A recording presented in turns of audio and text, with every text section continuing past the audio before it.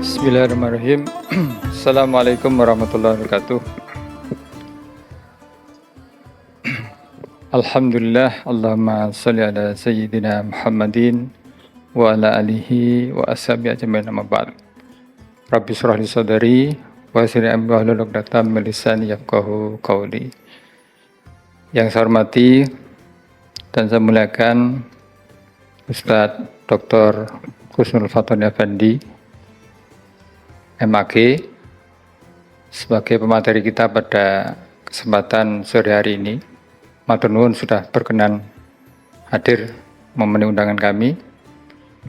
Yang saya hormati Bapak Ibu pengurus Panti Asuhan Sunan Ampel dan Panti Asuhan Aisyah Kota Malang yang sudah berkenan hadir juga untuk memenuhi undangan kami di sini beserta seluruh anak-anakku dari Panti Asuhan Sunan Ampel dan Aisyah Kota Malang. Yang saya hormati Bapak Ibu pimpinan, Wakil Dekan, Ketua Departemen, Sekretaris Departemen, Kaprodi, KTU dan Kasubag, seluruh Bapak Ibu dosen, tenaga kependidikan, dan tidak lupa ibu-ibu dari Wanita Persatuan Filkom, dan juga para perwakilan mahasiswa yang hadir pada kesempatan hari ini, dan juga Bapak Ibu panitia yang sudah menyiapkan segala sesuatu dengan baik. Pertama, kita bersyukur kepada Allah Subhanahu wa taala sore hari ini ditakdirkan untuk bisa hadir bersama dalam rangka buka puasa bersama keluarga besar Fakultas Ilmu Komputer tahun 1447 Hijriah sore hari ini. Salam dan salam semoga senantiasa tercurah kepada junjungan kita Rasulullah SAW beserta keluarga dan para sahabatnya. Bapak Ibu, saudara sekalian, tidak terasa kita sudah berada di 10 hari terakhir bulan Ramadan tahun ini. Kalau tidak salah ini malam 22 atau 23 nggih. Jadi sebentar lagi kita akan ditinggal oleh bulan Ramadan. Bukan kita meninggalkan Ramadan, bukan. Ramadan akan meninggalkan kita. Bulan di mana penuh keberkahan, bulan di mana ampunan Allah itu dibuka lebar-lebar, bulan di mana kita itu bisa berlatih untuk menjadi orang soleh dan solehah. Dan tentu kalau kita menyadari itu, maka sebetulnya kita akan sedih ditinggalkan oleh Ramadan. Sebagaimana dulu para salafus soleh, para sahabat ditinggal bulan Ramadan itu sedih. Tapi kalau saya malah kebalikannya, gembira karena akan lebaran. Ini kebalikannya, dulu orang-orang soleh itu dengan saya itu bedanya luar biasa jauhnya. Nah, oleh karena itu materi sore hari ini luar biasa. Kita ingin belajar lagi bagaimana kita bisa mengambil hikmah Ramadan itu untuk meningkatkan kualitas hidup kita. Tidak hanya kualitas hidup kita, tapi kualitas peradaban umat Islam kita lebih luas lagi. Dan itu tentu perlu ada penyadaran-penyadaran yang tidak pernah berhenti untuk mengembalikan kejayaan umat Islam sebagai generasi yang mampu untuk mengayomi seluruh umat manusia di dunia ini. Tidak seperti sekarang. Dan itulah yang ingin kita bangun di sini. Filkom ini mudah-mudahan menjadi tempat bersemainya bibit-bibit kebaikan. Sebagaimana Rasulullah menyampaikan, khairun nas anfa'uhum linnas. Sebaik-baik manusia adalah yang memberikan manfaat kepada manusia yang lain. bukan mendolimi manusia yang lain. Mudah-mudahan dengan kita bersama-sama keluarga besar dan juga bersama dengan anak-anak dari panti asuhan, kita nanti berdoa bersama, mudah-mudahan keberkahan, keselamatan itu senantiasa terlimpahkan kepada seluruh keluarga besar Filkom, khususnya dan UB serta bangsa dan negara Indonesia. Demikian yang bisa saya sampaikan. Terima kasih, kurang lebihnya mohon maaf. Assalamualaikum warahmatullahi wabarakatuh. Terima kasih kami sampaikan kepada Bapak Tri Astoto Kurniawan atas sambutan dan pesan-pesan yang telah disampaikan. Hadirin sekalian, kini kita memasuki agenda yang paling kita tunggu, yaitu kajian menjelang berbuka dengan tema Relasi Puasa dengan Peningkatan Kualitas Hidup yang akan disampaikan oleh Ustadz Dr. Husnul Fatoni Effendi MAG. Agar jalannya pemaparan materi dan diskusi menjadi lebih mendalam, sesi kajian ini akan dipandu oleh Bapak Weli Purnomo STMkom sebagai moderator. Kepada Pak Weli, waktu dan tempat kami persilakan. Terima kasih kepada Saudara MC atas waktunya. Bismillahirrahmanirrahim. Assalamualaikum warahmatullahi wabarakatuh. Waalaikumsalam. Alhamdulillahirrahmanirrahim. Allahumma sholli ala Muhammad wa ala ali Muhammad. Bapak Ibu dan seluruh hadirin keluarga besar Filkom UB yang insya Allah dimuliakan oleh Allah Subhanahu Wa Taala. Alhamdulillah kita memasuki kajian utama di sore hari ini, yaitu kajian dengan tema relasi puasa dengan peningkatan kualitas hidup. Alhamdulillah di tengah-tengah kita sudah hadir Ustadz Dr. Husnul Fatoni MAG yang akan menyampaikan pemaparannya. Ini insya Allah waktunya kurang lebih 30 menitan Pak. Nanti memang waktunya memungkinkan kita ada diskusi tanya jawab sekedap. Mungkin langsung saja Pak Fatoni, kami persilakan. Terima kasih Mas Willy. Assalamualaikum warahmatullahi wabarakatuh. Assalamualaikum warahmatullahi wabarakatuh. Alhamdulillah alladzi farada alaina siyama haqqa hamdi wassalatu wassalamu ala Muhammadin nabiyyi wa ala alihi wa sahbihi wa jundi. Asyhadu an la ilaha illallah wahdahu la syarikalah wa asyhadu anna Muhammadan abduhu wa rasuluh la nabiyya ba'dah. Allahumma salli wa sallim wa barik ala hazan nabiyil karim nabiyina Muhammadin wa ala alihi wa sahbihi ajmain. Yang saya muliakan Bapak Insinyur Tri Astoto Kurniawan, STMT PhD IBM, Dekan Fakultas Ilmu Komputer ya. Komputer ya Pak. Luar biasa ini. Beserta Bapak Ibu Wakil Dekan, Bapak Ketua Senat, Ibu-Ibu Dharma Wanita, adik-adik para mahasiswa dan perwakilan dari komunitasnya, dan bapak-bapak pengasuh dari Panti Asuhan Sunan Ampel dan Aisyah yang saya hormati.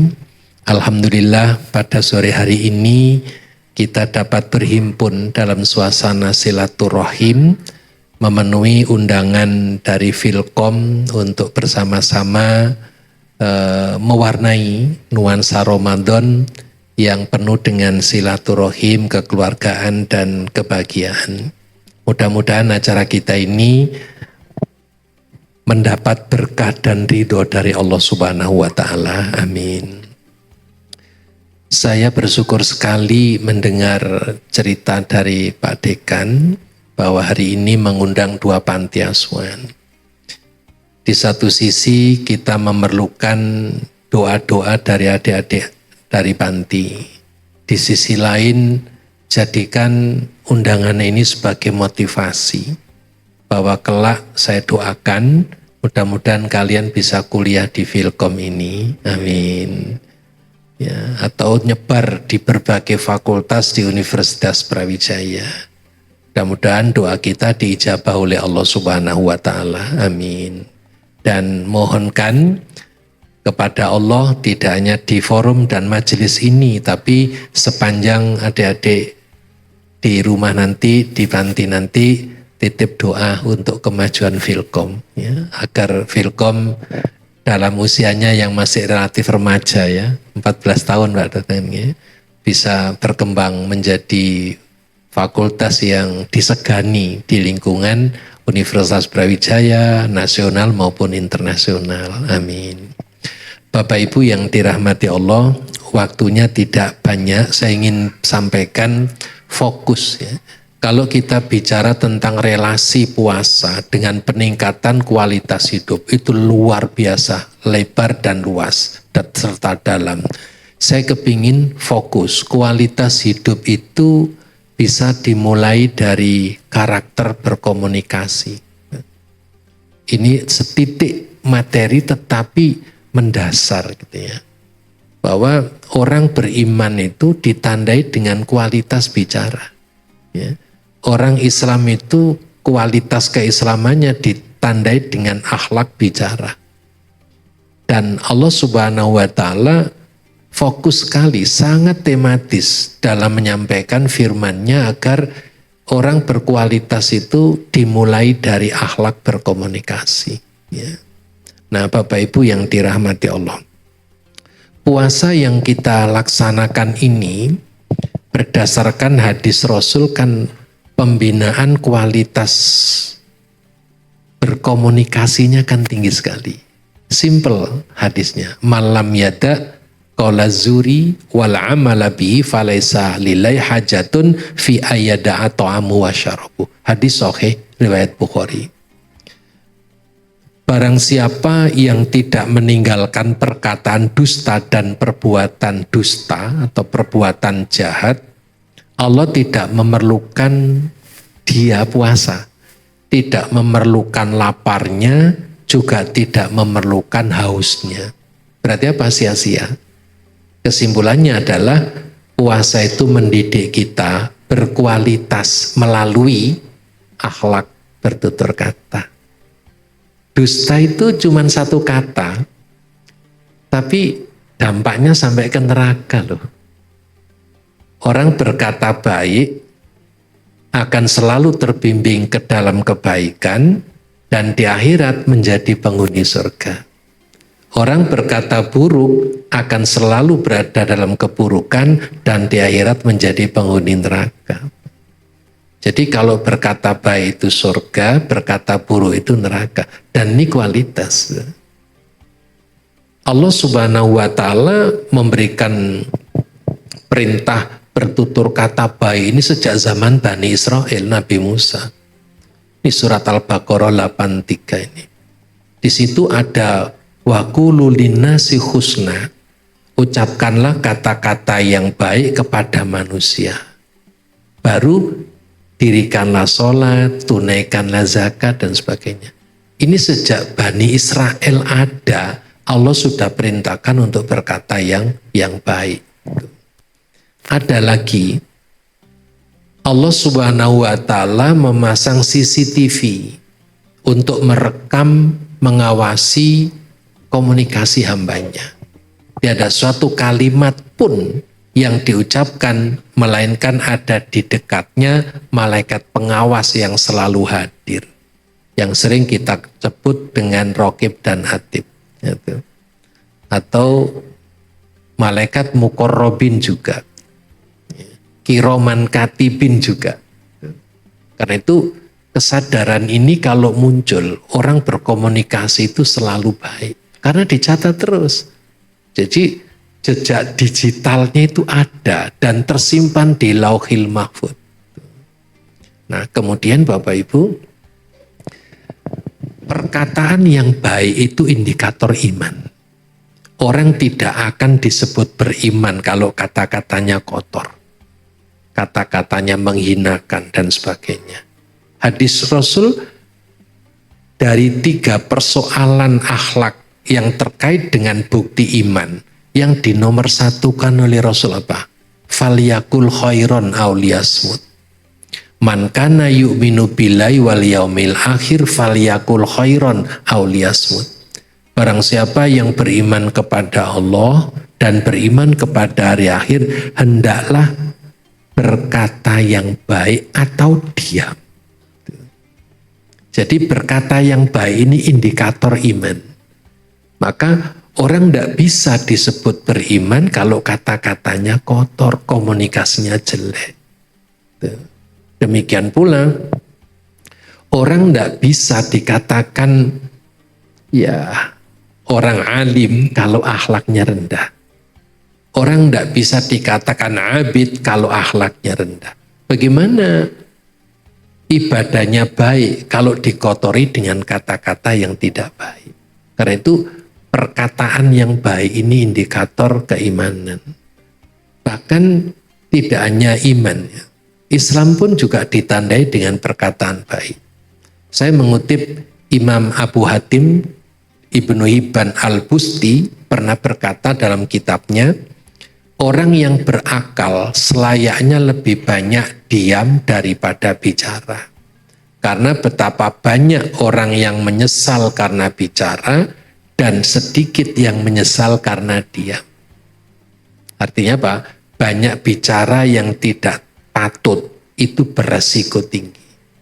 Maka bicaralah yang patut dan pantas. Yang tidak patut jangan diucapkan. Yang tidak pantas jangan diucapkan. Karena sekian banyak orang mendengar ucapan kita, memberi penilaian kepada kita.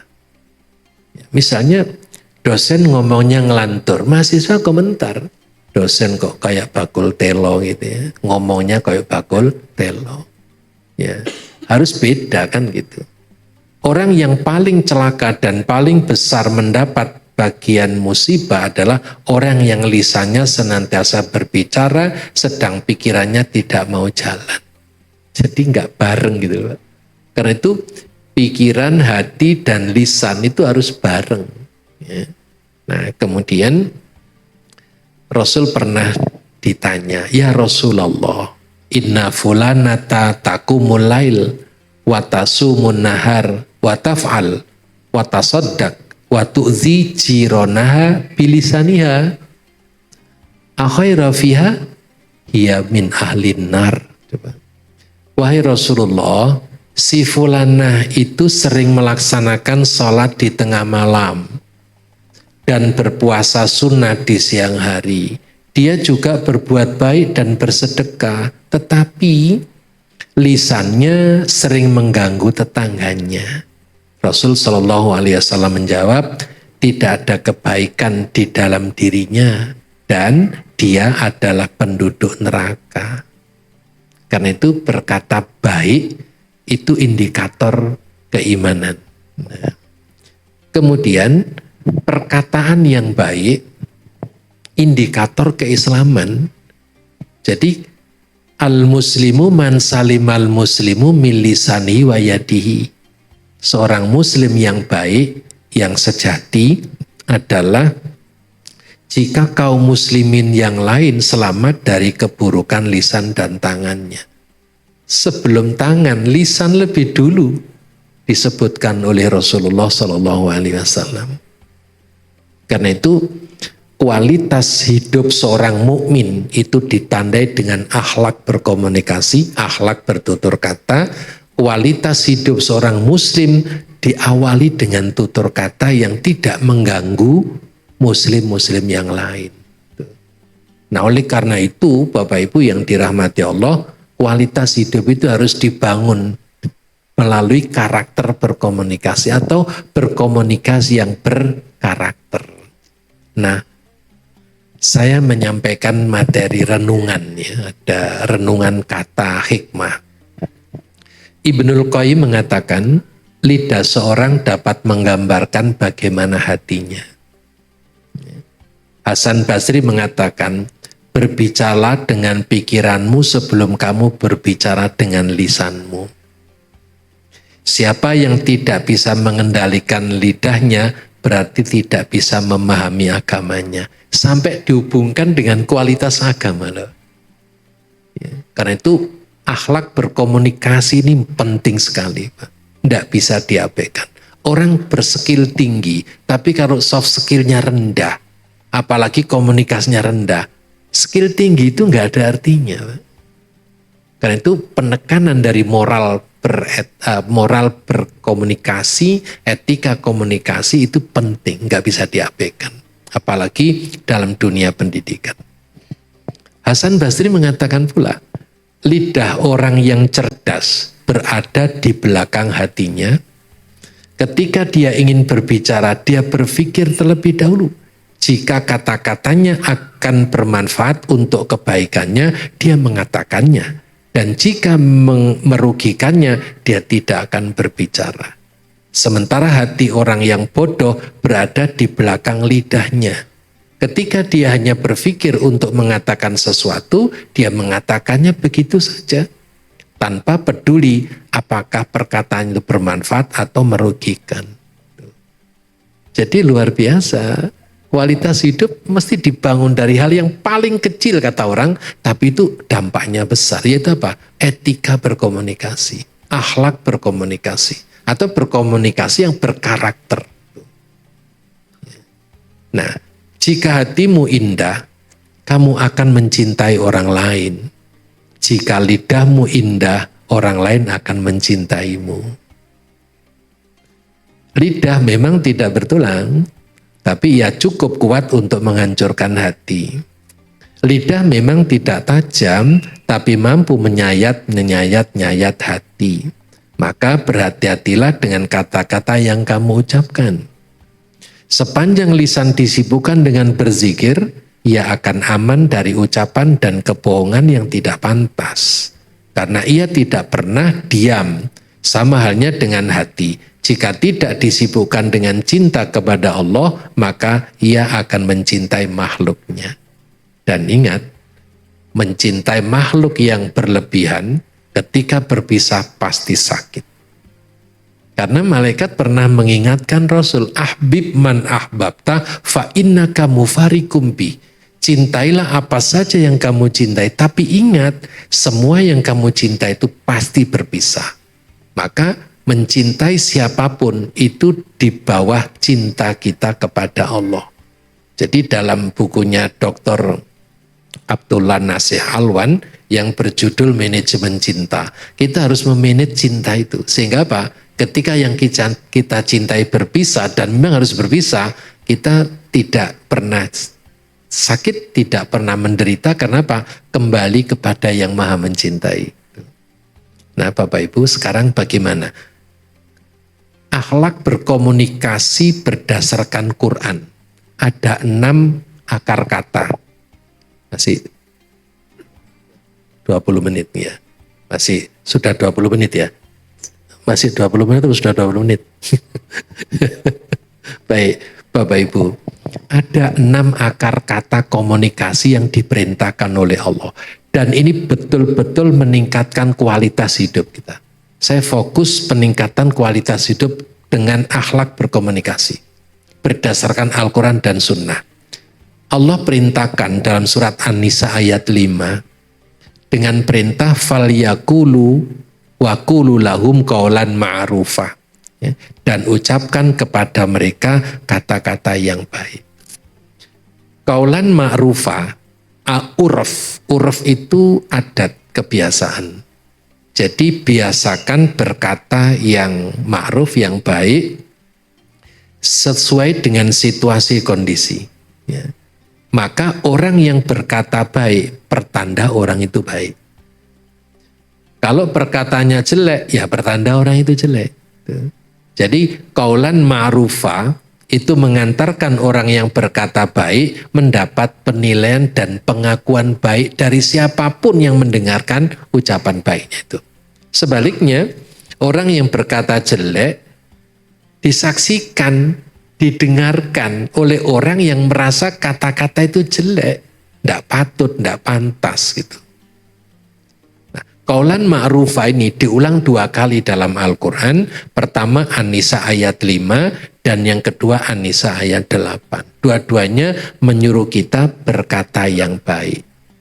Sekarang yang kedua. Qaulan karima. Allah menyuruh kita perkataan yang mulia. Wa qul lahuma qaulan karima. Secara teks ayat kita diperintahkan untuk mengatakan kepada kedua orang tua kita dengan perkataan yang mulia. Tapi secara kontekstual perkataan mulia itu kepada siapapun yang kita tuakan, yang kita hormati dengan perkataan yang mulia. Maka Rasulullah pernah bersabda, hanya orang yang mulia yang memuliakan siapa saja. Hanya orang terhormat yang perkataannya itu menghormati siapa saja. Jadi standar minimal orang mulia itu kalau perkataannya memuliakan siapa saja. Standar minimal orang terhormat itu kalau kata-katanya itu menghormati siapa saja. Maka jangan pernah berharap kita dimuliakan orang sebelum kita lebih dulu memuliakan orang. Jangan berharap kita dihormati orang sebelum kita lebih dulu menghormati orang. Filsafat hidup dalam Islam itu simple kok. Mayazro yaksud. Barang siapa yang menanam pasti panen. Kalau yang kita tanam itu memuliakan orang lewat perkataan kita, insya Allah panennya di mana-mana dimuliakan orang. Kalau kita nanam menghormati orang dalam tutur kata kita, insya Allah di mana-mana dihormati orang. Itulah buah kaulan karimah. Sebagai orang Jawa kita punya filsafat ajining diri dumunung saka ing lati. Aji itu mulia. Kemuliaan manusia itu ditentukan oleh lisannya. Kalau lisannya berkaulan karima, di mana-mana dimuliakan orang. Karena itu ajaran-ajaran kemuliaan itu berangkatnya dari komunikasi. Ya. Bagaimana bisa mulia kalau komunikasinya rendah? Gitu ya. Nah, yang ketiga, Allah perintahkan kaulan sadida, perkataan yang benar. Wal yakulu kaulan sadida, dalam surat An-Nisa ayat 9. Bapak Ibu, perkataan yang benar itu menandakan orang itu benar. Karena perkataan yang benar itu sumbernya dari hati. Atau begini, perkataan yang benar itu adanya kesesuaian antara kata hati dengan kata lisan. Jadi apa yang diucapkan oleh lisan, ya itu yang diucapkan oleh hati kita. Sehingga lisan betul-betul dipandu oleh hati. Itulah kaulan sadida. Kalau sampai berbeda antara kata hati dan kata lisan, jatuhnya ke wilayah munafik. Lain di hati, lain di mulut, lain pula kenyataannya. Dan itu munafik gitu. Hanya bergeser beda antara hati dan lisan, itu wilayahnya bukan wilayah beriman lagi, tapi wilayah munafik. Jadi antara hati dengan lisan tidak satu tidak serasi dan tidak satu visi itu ya. Nah, kaulan sadida ini berkata yang benar, mengindikasikan orang itu kalau berkata benar berarti dia menjadi orang benar. Kalau kata-katanya bohong berarti dia pembohong. Kalau ciri-ciri munafik ada berarti dia bukan orang beriman tapi orang munafik. Yang keempat, kaulan sadida ini diulang 2 kali sama dengan kaulan ma'rufah dalam Al-Quran. Ini Al-Ahzab ayat 70. Sekarang yang keempat, kaulan maisuro. Perkataan yang pantas, memberi solusi. Ya. Jadi, fakul lahum kaulan maisuro. Maka katakanlah kepada mereka ucapan yang pantas. Saya mengutip statement dari Pak Mario Teguh. Kita ini punya PR untuk selalu memantaskan hidup. Bertutur kata yang pantas, berbusana yang pantas, bersikap yang pantas, atau berkata yang patut, berbusana yang patut, bersikap yang patut, hidup pantas, patut. Ya, apa saja pantas dan patut. Kalau itu yang kita tampilkan, insya Allah kita di mana-mana dinilai orang, oh pantas orang itu. Ya, misalnya pantas jadi presiden, pantas jadi menteri, pantas jadi dekan, pantas jadi apa saja, pantas jadi mahasiswa, pantas jadi dosen. Jangan sampai orang menilai gak pantas itu. Sakjane yo gak patek pantas itu. Jangan sampai ada orang lain gitu. Karena itu hidup kita ini harus mengerjakan kepantasan dan kepatutan. Kata-kata yang tidak pantas jangan dikatakan. Sikap yang tidak pantas jangan dilakukan. Busana yang tidak pantas jangan dikenakan. Agar apa? Semua orang yang melihat itu menilai kita pantas. Apalagi pantas jadi. Oh, pantas jadi rektor. Pantas jadi pengusaha. Karena apa? Ya pantas. Ya. Memenuhi asas kepantasan dan kepatutan. Dan di dalam Quran kita diperintahkan untuk qaulan maisura, bertutur kata yang pantas. Kemudian yang kelima, qaulan layyina, berkata yang lembut, santun, rendah hati. Ini senjata kedua yang diberikan Allah kepada Nabi Musa. Nabi Musa itu dikasih senjata pertama untuk menghadapi Fir'aun apa?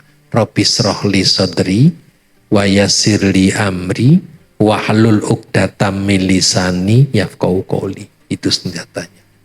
Senjata kedua sampai Fir'aun tumbang, Allah perintahkan fakulalahu qaulan layyina la'allahu yatazakaru aw yakhsha. Maka berbicaralah kamu berdua, Nabi Musa dan Nabi Harun, kepadanya, kepada Fir'aun, dengan kata-kata yang lemah lembut. Bapak Ibu, naluri manusia itu sama kok. Senang dengan kata-kata yang lembut, yang santun, yang ramah. Gitu ya. Dan ya semua orang nggak seneng kalau mendengar kata-kata yang temperamental, meledak-ledak, apalagi sumbu pendek gitu ya. Itu enggak. Semua orang suka kelembutan, ya, suka kelembutan. Dan Allah menyediakan syariat untuk qaulan layyina, bertutur kata yang lembut, yang santun. Yang keenam, qaulan baligho, perkataan yang sampai, menyentuh atau membekas. Sampai sekarang ini kita pasti ingat kata-kata guru kita waktu di TK, di SD, di SMP, karena membekas. Nah itulah qaulan baligho. Dalam surat An-Nisa 68 itu kita diperintahkan untuk qaulan baligho, perkataan yang sampai, menyentuh, membekas. Ada 3 strategi agar kata-kata kita membekas. 1, kata-kata yang membekas itu kalau kita awali dengan Rabbis rohli sodri wa yassirli amri wahlul uqdatam min lisani yafqahu qawli. Itu 1.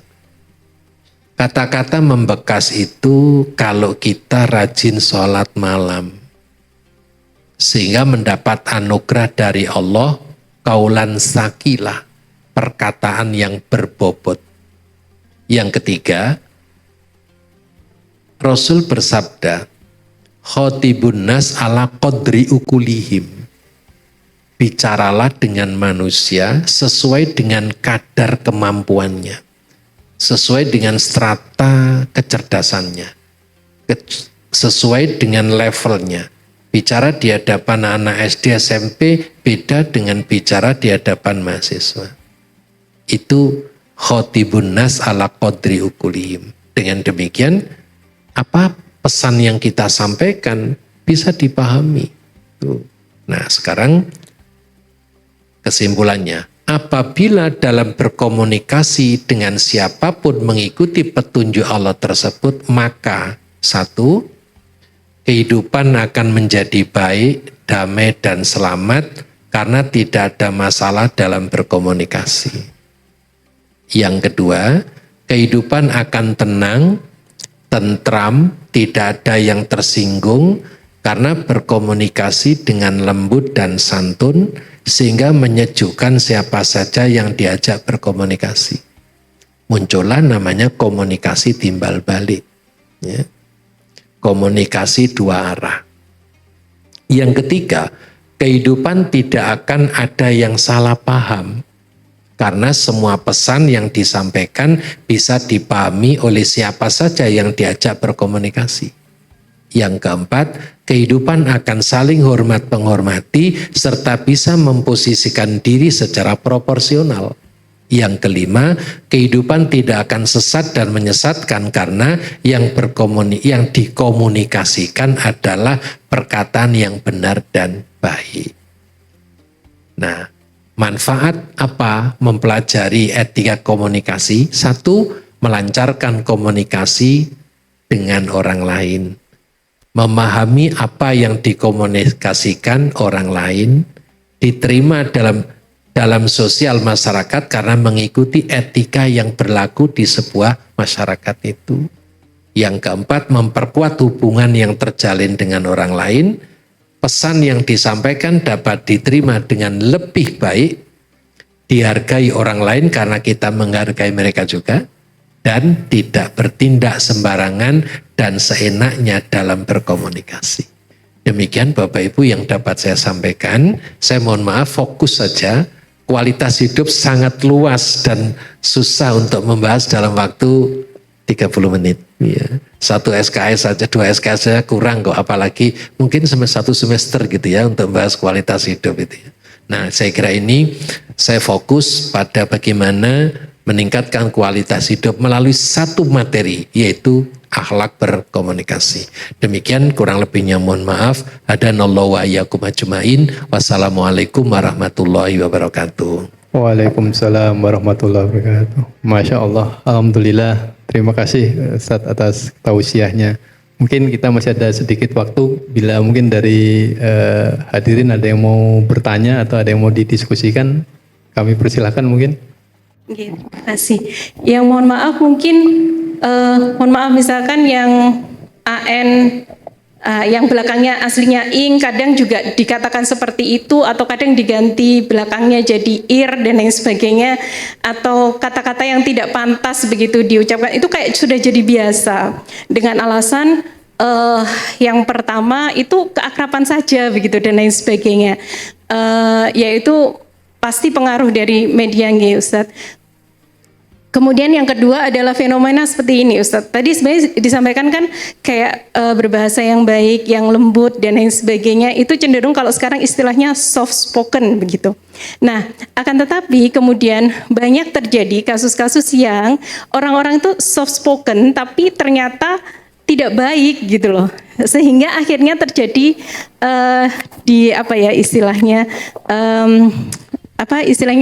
dianggap semuanya orang kalau dia soft spoken mah pasti nggak baik. Jadi kayak lebih suka orang yang blak-blakan, yang mungkin ngomongnya kadang kasar tapi itu dianggap apa adanya. Nah, pertanyaannya terkait dengan dua fenomena itu, bagaimana pandangan Islam terkait dengan hal itu? Dan yang kedua mungkin standar, artinya kalau misalkan itu adalah hal yang kurang benar, itu bagaimana cara kita untuk cara paling efektif begitu Ustadz, terutama yang nomor satu tadi, kebiasaan yang memang sudah biasa banget begitu loh antar mereka, karena merasa kalau nggak ngomong kayak gitu jadi nggak diterima sama temennya, kan FOMO banget begitu ya anak-anak sekarang gitu, sehingga gimana caranya kalau itu untuk perbaiki? Ngaten Ustadz, matur suwun. Petunjuk komunikasi yang efektif, yang bermartabat tadi, salah satunya bisa dijadikan solusi mengatasi kecenderungan global yang sekarang ini melanda anak-anak kita. Qaulan maisuro, perkataan yang patut, itu jadi standar tuh. Kalau seandainya dirubah-rubah dengan kalimat apapun ya, atau kalimat yang lagi ngetren sekarang itu, kalau memang itu dirasa kurang patut atau tidak patut, ya sebaiknya tidak diucapkan. Karena itu solusinya seperti yang ditawarkan oleh Profesor Dr. Ahmad Amin dalam kitabnya Al-Akhlaq, itu mengatakan akhlak itu ditanamkan melalui al-adatul irodah, kehendak yang dibiasakan, sehingga apa? Menjadi habit. Maka kebiasaan yang baik harus dibiasakan terus menjadi bagian hidup yang tidak terpisahkan. Karena itu penanaman akhlak tidak bisa melalui seminar, lokakarya, nggak bisa, Bu. Karena akhlak itu perjalanan yang panjang, karena akhlak itu benihnya adalah sifat. Kata Imam Ghazali, akhlak itu sifat yang tertanam dalam jiwa. Dengan tertanamnya sifat dalam jiwa, orang melakukan tindakan tanpa mempertimbangkan akal. Jadi sifatnya ekspresi itu ya. Karena itu diperlukan pembinaan secara istiqomah, kontinu, berkelanjutan, berkesinambungan. Maka harus dibiasakan sejak dini yang disebut dengan al-adatul iroda itu. Keinginan yang selalu dibiasakan. Ambil contoh. Kalau kita melakukan pembiaran, misalnya antara terkejut dibiasakan baca innalillahi wa inna ilaihi rajiun, maka sampai tua terkejut, kesandung batu atau kaget apapun, ya ekspresinya innalillahi wa inna ilaihi rajiun. Tapi kalau tidak ditanamkan pembiasaan seperti itu, kita menyaksikan banyak orang terkejut tidak mengucapkan innalillahi, tapi binatang sakebun binatang itu dipanggil semua. Jaran, copot, macam-macam kan gitu ya. Padahal mestinya innalillahi wa inna ilaihi rajiun. Nah itu karena proses pembiasaan yang salah gitu ya. Ada pembiaran gitu ya. Rabi'ah Al-Adawiyah ketika gojekan, guyonan memel gitu ya sama temannya. Itu lepas zikir kepada Allah. Kemudian terkantuk batu sampai kakinya berdarah. Begitu mengucapkan innalillahi wa inna ilaihi rajiun, dia terus senyum sampai temannya ini bingung. Loh, kamu mestinya sakit dan kesakitan, tapi mengapa setelah innalillahi wa inna ilaihi rajiun kamu ucapkan, kamu kok tersenyum? Saya tersenyum bahagia karena hati saya sambung lagi dengan Allah karena saya mengucapkan innalillahi wa inna ilaihi rajiun. Dengan tersandung batu, hubungan saya dengan Allah sambung lagi. Di saat saya bercengkrama dengan kamu, saya lepas itu sambung rasa dengan Allah. Itulah Rabi'ah Al-Adawiyah. Dari situ bisa kita jadikan poin bahwa menanamkan akhlak nggak bisa spontan, sesaat seperti orang bikin pisang goreng, nggak bisa Bu. Harus melalui proses pembiasaan yang panjang. Itu yang disebut dengan al-adatul irodah. Keinginan yang selalu dibiasakan. Keinginan baik dibiasakan, keinginan jelek dicegah. Proses mencegah juga ada proses pembiasaan, pelan dan pasti. Saya kira itu Ibu yang dapat saya sampaikan. Selanjutnya kami mengundang 30 adik-adik panti asuhan beserta 2 perwakilan pengasuh panti asuhan untuk naik ke atas panggung.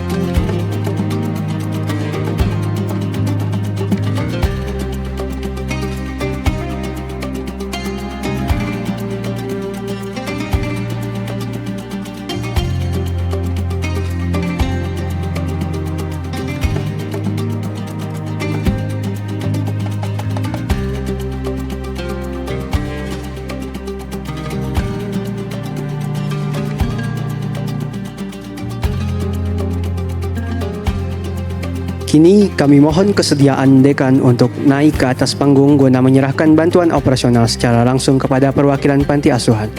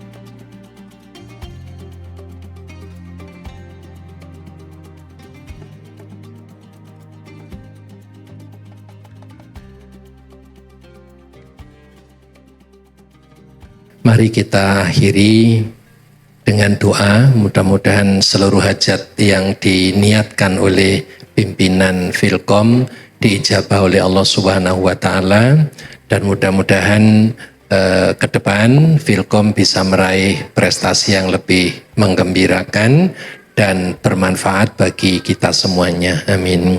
Mari kita awali doa kita dengan membaca Ummul Quran Al-Fatihah. A'udzubillahi minasyaitonir. Bismillahirrahmanirrahim. Iya kan.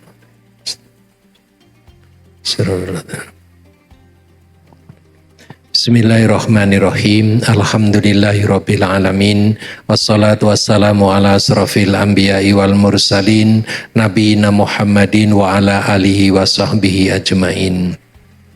Allahumma inna nas'aluka sabata fil amri wal azimata ala rusdi wa nas'aluka syukra ni'matika wa nas'aluka husna ibadatika wa nas'aluka qalban salima wa nas'aluka lisanan sadiqa wa nas'aluka min khairi ma ta'lam wa na'udzubika min syarri ma ta'lam wa nastaghfiruka lima ta'lam innaka anta 'allamul ghuyub. Allahumma tawwil umurana wa sahih ajsadana wa nawwir qulubana wa sabbit imanana wa ahsin a'malana wa wasi' arzaqana wa ilal khairi qaribna wa anis syarri ab'idna wa qadi hawaijana fid dini wad dunya wal akhirah. Allahumma inna na'udzubika min jahdil bala wa darkis syaqa wa su'il qada wa syamatatil a'da. Allahumma afina min kulli bala'id dunya wa azabil akhirah wa syarrid dunya wa syarril akhirah. Ghafarallahu lana wa lahum birahmatika ya arhamar rahimin. Allahumma rabbana taqabbal minna siyamana salatana wa qiyamana wa ruku'ana wa sujudana wa sayru amalina ila yaumil qiyamah innaka antas sami'ul alim wa tub alaina innaka antat tawwabur rahim. Rabbana atina fid dunya hasanah wa fil akhirati hasanah wa qina azabannar walhamdulillahi rabbil alamin. Wassalamualaikum warahmatullahi wabarakatuh. Alhamdulillahirabbil alamin, kita telah menyelesaikan rangkaian acara pada sore hari ini. Setelah menikmati hidangan takjil setelah berbuka puasa nanti, kita akan melaksanakan sholat maghrib, isya, dan tarawih berjamaah di area sholat yang telah disiapkan di ruangan ini. Saya, Sandika Aditya Putra, selaku pembawa acara, mengucapkan terima kasih yang sebesar-besarnya atas kehadiran Bapak Ibu sekalian. Kami memohon maaf apabila terdapat kekurangan selama memandu acara ini. Semoga amal ibadah kita di bulan suci ini diterima oleh Allah Subhanahu wa taala. Saya akhiri, wassalamualaikum warahmatullahi wabarakatuh.